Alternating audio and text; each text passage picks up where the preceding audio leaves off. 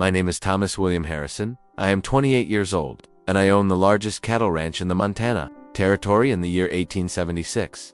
This is the story of how I fell in love with a woman I was never supposed to meet, how that love challenged everything I believed about the world, and how our forbidden romance would ultimately change the course of history for both our peoples. I inherited the WH ranch from my father when I was 25, after he died in a riding accident. The ranch sprawled across 15,000 acres of the most beautiful land you could imagine. Rolling hills covered in prairie grass, crystal clear streams that never ran dry, and mountain views that took your breath away every morning. We ran 3,000 head of cattle and employed 25 men, making us one of the most successful operations in the territory. But success came with a price. The land we called ours had been home to the Lakota people for generations, and tensions between the white settlers and the native tribes had been escalating for years. The government had been pushing the tribes onto smaller and smaller reservations, and conflicts were becoming more frequent and more violent. I had grown up hearing stories about savage Indians who would scalp you in your sleep and steal your cattle. My father had taught me to shoot before I could properly ride a horse, always warning me to be ready for Indian raids.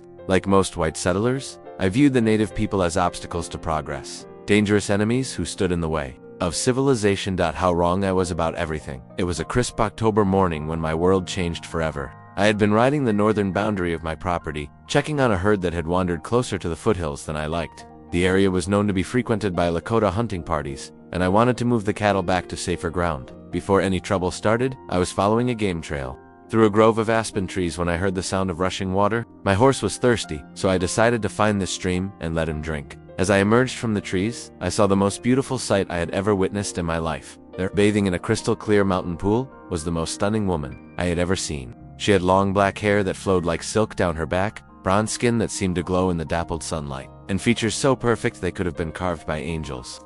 She was singing softly in a language I didn't understand, her voice like music floating on the morning air. I should have turned around immediately. I should have ridden away and pretended I had never seen her. But I was transfixed, unable to move or even breathe properly. She was like something from a dream, too beautiful to be real. Suddenly, she sensed my presence and turned toward me. Our eyes met across the water, and I felt something I had never experienced before, connection so powerful it seemed to stop time itself. Her eyes were the deepest brown I had ever seen, filled with intelligence, strength, and a wildness that called to something deep in my soul. For a moment, neither of us moved. Then she quickly covered herself and spoke in accented English. "You should not be here, white man." "I'm sorry," I stammered, finally finding my voice. "I didn't mean to intrude. My horse needed water. This is sacred ground. Your kind is not welcome here." Despite her words, she didn't seem afraid of me. There was a regal bearing about her, a natural authority that commanded respect.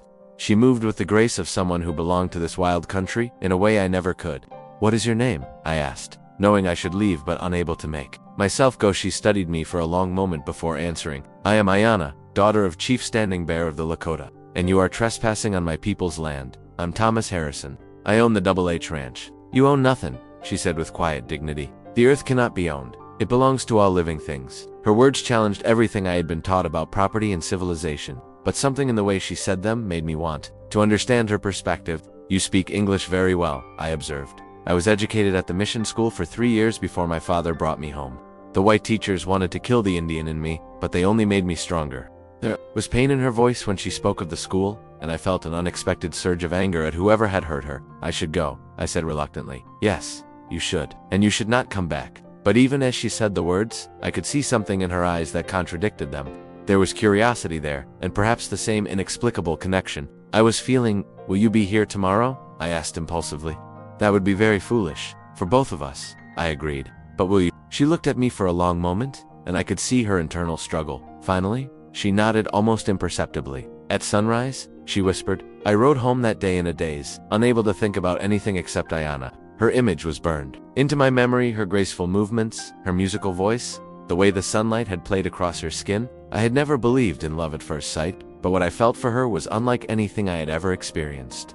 That night, I lay awake, staring at the ceiling, knowing that I was about to embark on something that could destroy everything I had worked for. Relationships between white men and native women were not just frowned upon, they were dangerous. If my neighbors found out, I could lose my ranch, my reputation, everything. If her people discovered our meetings, it could mean war. But I couldn't stay away. The next morning, I rode to the pool before dawn, my heart pounding with anticipation and fear. When the sun crested the mountains, Aiyana emerged from the trees like a vision. She was dressed in traditional Lakota clothing, a beautiful buckskin dress, decorated with intricate beadwork. her hair braided with feathers and small bones. "You came," she said simply. "I had to." We spent that morning talking by the water, learning about each other's worlds. She told me about her life with the Lakota, about their traditions and beliefs, about the sacred connection they felt to the land. I told her about my ranch, my dreams of building something lasting, my loneliness in the big house my father had built. "Your people and mine are enemies," she said as the sun climbed higher. "I know this can lead nowhere good. I know that too." "Then why are you here?" "Because I've never felt anything like what I feel when I look at you." She was quiet for a long moment, then reached out and touched my hand. The contact sent electricity through my entire body. "I feel it too," she whispered, "and it terrifies me." Over the following weeks, we met every few days at the hidden pool. We talked about everything: our childhoods, our fears, our dreams for the future. Aiyana was unlike any woman I had ever known. She was intelligent and educated, but also deeply connected to the natural world in ways that amazed me. She could track animals by signs I couldn't even see, predict weather changes by the behavior of birds, and find her way through the wilderness by reading the stars. "You live so disconnected from the earth," she told me one day as we watched eagles soar overhead. "Your people build walls to separate yourselves from nature, but we are part of it. We are all connected: the animals, the plants, the rocks, the water, the sky. When you understand this, you understand everything." Her words opened my eyes to a completely different way of seeing the world. Through her, I began to notice things I had never paid attention to before: the way the wind carried messages through the grass, the complex relationships between all living things, the sacred nature of the land I had thought I had owned. But our growing love was shadowed by the increasing tensions between our peoples. Reports of conflicts were becoming more frequent. The government was pressuring all tribes to move to reservations, and many were resisting. There were rumors of a major military campaign being planned to force compliance. "My father speaks of war," Aiyana told me one afternoon, her voice heavy with sadness. "The young warriors are angry. They say the white man's promises are lies, that we must fight or lose everything." "Maybe there's another way," I suggested. "Maybe people like us can build bridges between our worlds." "You are naive, Thomas. Your people see us as obstacles to be removed. They do not want bridges. Not all of us think that way. Enough to. And my people have learned not to trust white promises." As autumn turned to winter, our meetings became more dangerous but also more precious. We were falling deeply in love, but we both knew that our relationship existed in a bubble that could burst at any moment. "What do you want from life, Aiyana?" I asked her one snowy December morning. "I want my people to be free to live as we always have. I want the sacred places to remain sacred. I want children who know their heritage and are proud of who they are. And personally, what do you want for yourself?" She looked at me with eyes full of longing and sadness. "I want things that can never be." "Like what?" "Like a life with the man I love? Like children who could belong to both worlds. Like peace between our peoples. Those things could happen." "No, Thomas, they cannot. The world is not ready for love like ours." But I refused to accept that our love was impossible. Somewhere in my heart, I believed that love could conquer the hatred and fear that divided our peoples. I was about to learn just how wrong I could be. The crisis came in January 1877, when tensions finally exploded into open warfare. A group of young Lakota warriors, frustrated by broken treaties and stolen land, attacked a supply wagon heading to my ranch. 3 of my men were killed, and the territorial governor declared that all native people in the area were to be considered hostile. When I arrived at our meeting place the next morning, Aiyana was waiting with tears in her eyes. "This is the end," she said. "My father has forbidden me to leave the village. The warriors are preparing for war." "Run away with me," I said desperately. "We can go to California, or back east. We can start over somewhere else, and abandon my people when they need me most." "I cannot do that." "Then I'll stay here and fight. For peace." "You cannot fight this, Thomas. The hatred is too strong on both sides." As we held each other by the frozen pool, both of us crying, I knew she was right. The world we lived in had no place for our love. But I also knew that what we felt for each other was real and precious, and I wasn't ready to give up without a fight. "I love you, Aiyana. Whatever happens, remember that. I will love you until my last breath," she whispered. "But this is goodbye." As I watched her disappear into the winter forest, I made a decision that would change everything. I wasn't going to let our love end in defeat. I was going to find a way to bring our peoples together, no matter what it cost me. The weeks following my last meeting with Aiyana were the darkest of my life. The territorial government had declared martial law, and military patrols were sweeping the area, looking for any sign of native activity. My ranch became a staging ground for cavalry units, and I was forced to quarter soldiers in my bunkhouses and provide supplies for their operations. Every day brought news of new conflicts. Skirmishes between cavalry units and Lakota war parties were becoming more frequent and more violent. The newspapers were full of inflammatory stories about savage attacks and calls for the complete removal of all native people from the territory. But I knew the truth was more complicated.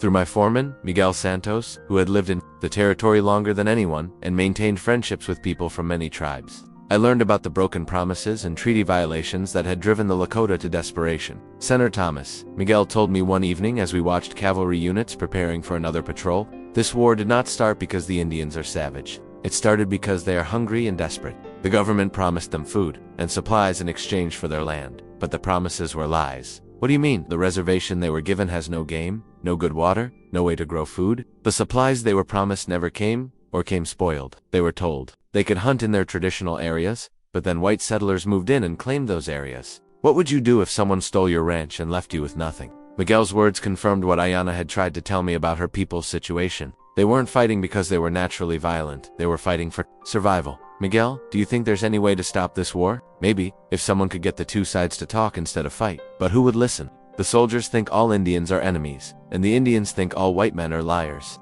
That conversation planted the seed of an idea that would grow into the most dangerous plan of my life. For weeks I wrestled with what I should do. I had no official authority, no political connections, no military rank. I was just a rancher who had fallen in love with a woman from the enemy side. But I also had something that most people involved in the conflict lacked. I had seen the humanity in the other side. The opportunity I had been waiting for came in February, when Colonel Marcus Whitfield arrived at my ranch with orders to establish a permanent military post on my land. Whitfield was a career soldier with a reputation for ruthless efficiency in dealing with native tribes. He was also, I quickly learned, a man driven by personal ambition and racial hatred. Harrison, he told me, on his first night at the ranch, this Indian problem is going to be solved once and for all. We're going to drive every last savage onto the reservations, and if they resist, we'll exterminate them. Colonel, surely there must be a way to resolve this without more bloodshed. Bloodshed is the only language these animals understand. You're too soft, Harrison. That's the problem with you civilian types. You don't understand that sometimes you have to be brutal to achieve peace. But what if we could negotiate? What if we could find a solution that both sides could accept? Whitfield laughed harshly. Negotiate with savages. The only negotiation they understand is the barrel of a gun. Listening to Whitfield's hatred and seeing the fear in my men's eyes as more soldiers arrived daily, I realized that the situation was spiraling toward a massacre. Someone had to act, and despite the risks, I knew it had to be me. My plan was simple but incredibly dangerous. I would use my knowledge of the country and my relationship with Miguel to make contact with Chief Standing Bear's band. I would try to arrange a meeting between the chief and reasonable military leaders to negotiate a peaceful solution. The first step was getting a message to Aiyana. Through Miguel's network of contacts, I learned that the Lakota band was camped in a hidden valley about 20 miles north of my ranch. Getting there without being detected by either cavalry, patrols, or Lakota sentries would require all my wilderness skills and a great deal of luck. I left the ranch before dawn on a cold February morning. Telling my foreman that I was checking on cattle in the northern pastures, I rode hard for 3 hours, following game trails and creek beds to avoid detection. When I reached the area where the Lakota camp was supposed to be, I dismounted and continued on foot. Finding the camp was easier than I had expected. I simply followed the smoke from their fires.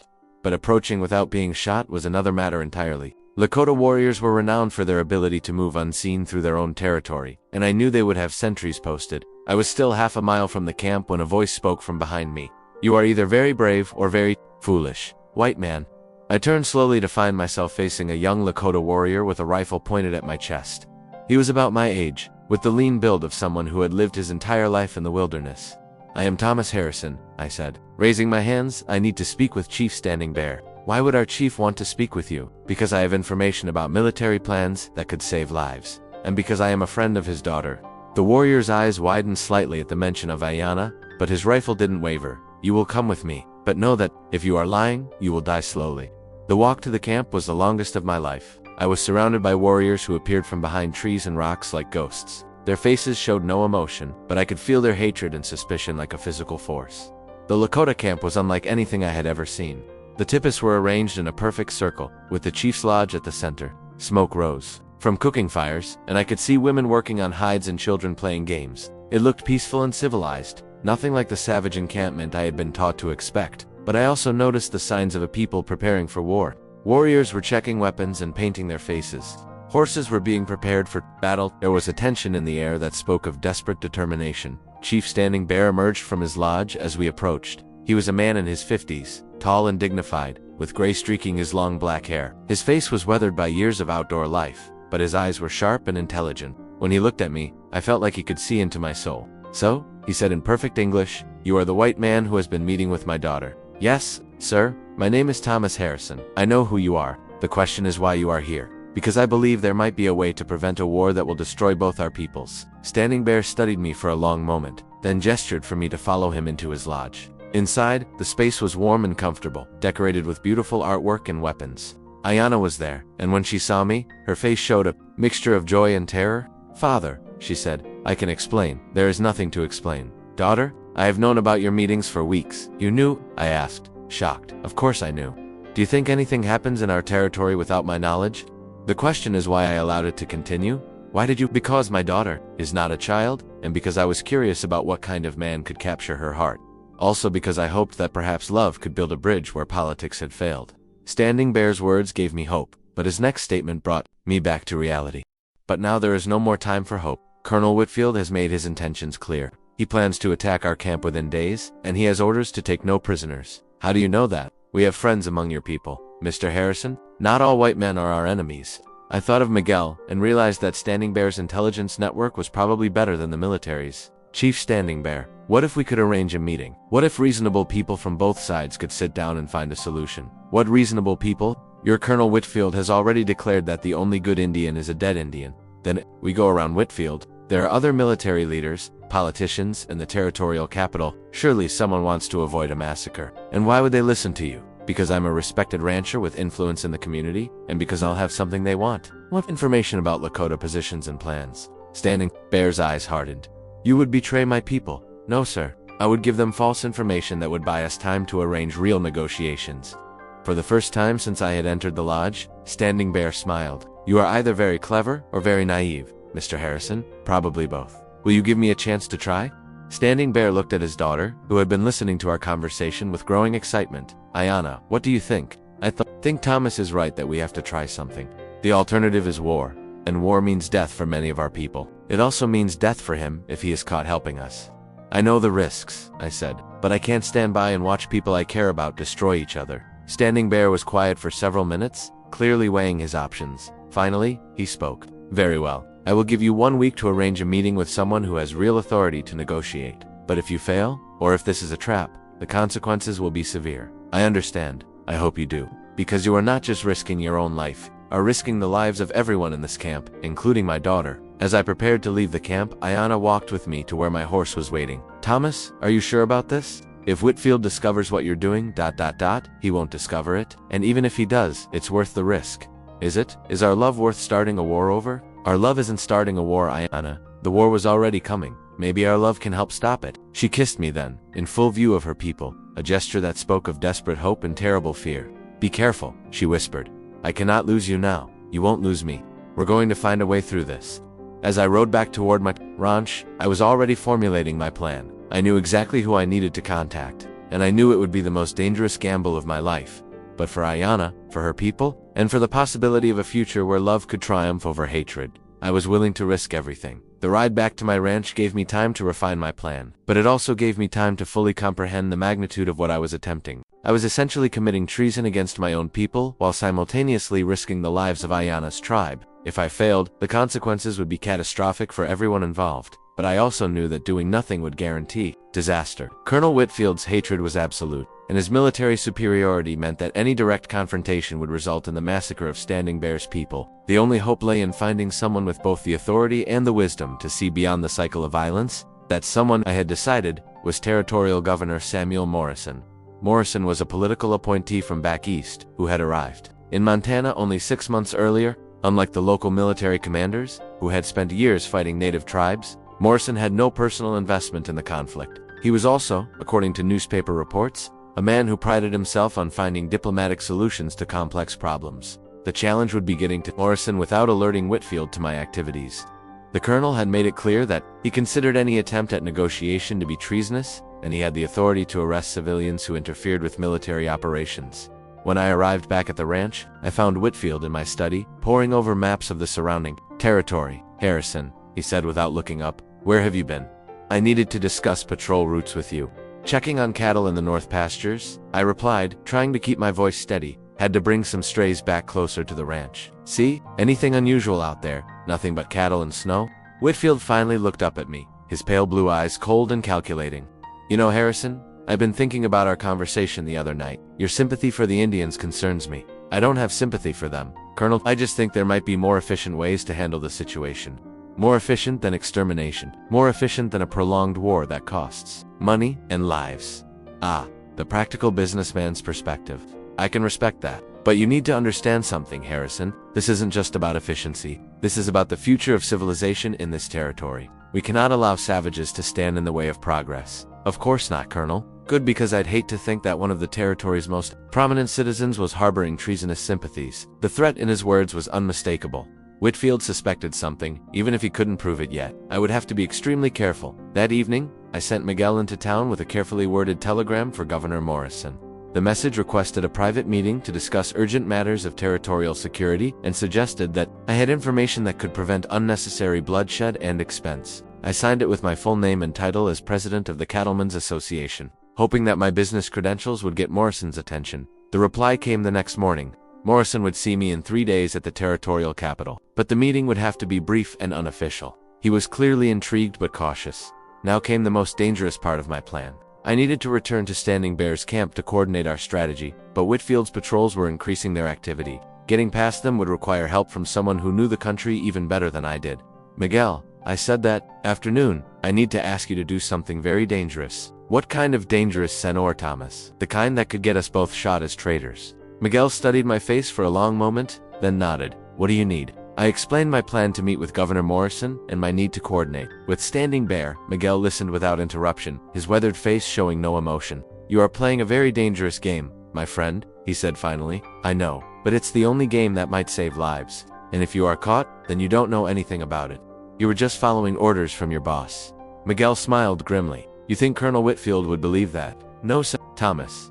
If you go down, we all go down. But maybe that is better than watching innocent people die. That night, Miguel and I slipped out of the ranch using a route that avoided all the patrol areas. Miguel had grown up in this country and knew every game trail, every creek bed, every hidden canyon. We moved like ghosts through the winter landscape, reaching the vicinity of the Lakota camp just before dawn. This time, the sentries were expecting us. Miguel had sent word ahead through his network, and we were escorted directly to Standing Bear's lodge without incident. Mr. Harrison, the chief said as we entered, I hope you bring good news. I have a meeting with Governor Morrison in 2 days, but I need to know what terms you would be willing to accept. Terms for what? For peace. For a treaty that both sides can live with. Standing Bear was quiet for several minutes, clearly thinking through the implications of my question. My people want 3 things, he said finally.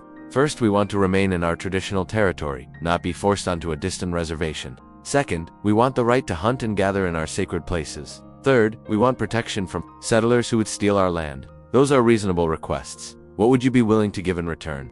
We would agree to live in peace with white settlers who respect our rights.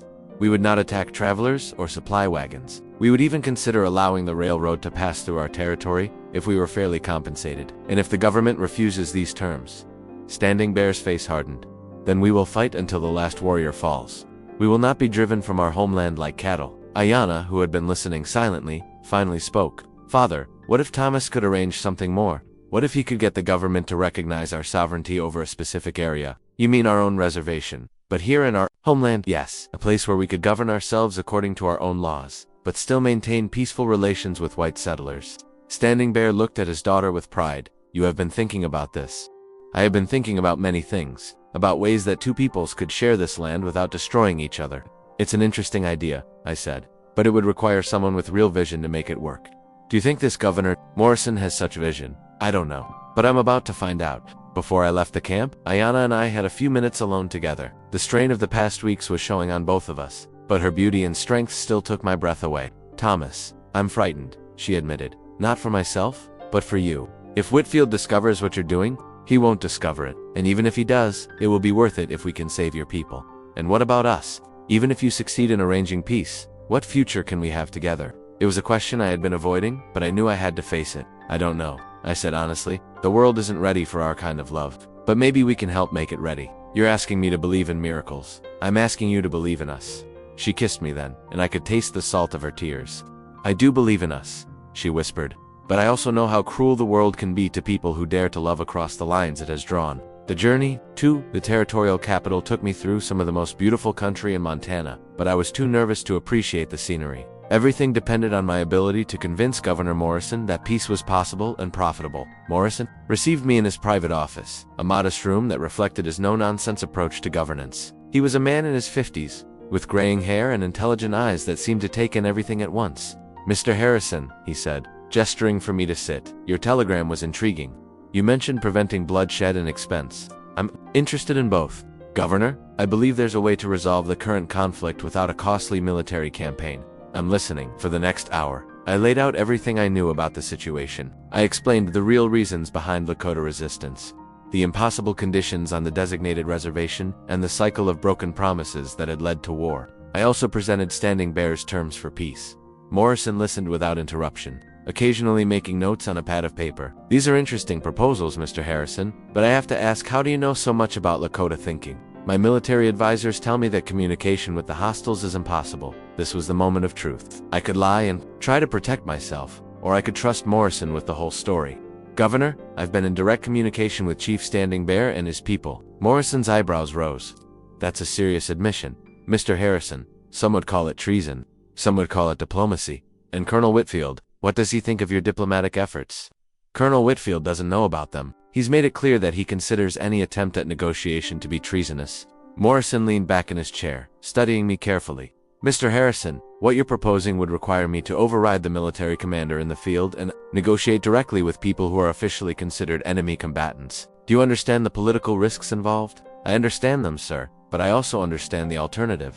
Whitfield is planning a massacre, not a military victory. It will solve nothing and create martyrs who will inspire resistance for generations." "And you believe Chief Standing Bear can be trusted to honor an agreement?" "I believe he's a man of honor who wants to save his people. But more than that, I believe the terms he's proposing are reasonable and could actually work." Morrison was quiet for several minutes, clearly weighing his options. "Mr. Harrison, I'm going to do something that could end my political career. I'm going to authorize you to arrange a formal meeting between myself and Chief Standing Bear." "Sir, you heard me. If Standing Bear is willing to meet under a flag of truce, I'll listen to what he has to say. But this meeting must be absolutely secret until we know whether an agreement is possible." "Where would such a meeting take place?" "Neutral ground, somewhere that both sides can reach safely." "Do you have any suggestions?" I thought for a moment. "There's a trading post about halfway between the Lakota camp and the military base. The owner is a man named Jacques Dubois, a French-Canadian who's respected by both sides. He might be willing to host such a meeting. Can you arrange it?"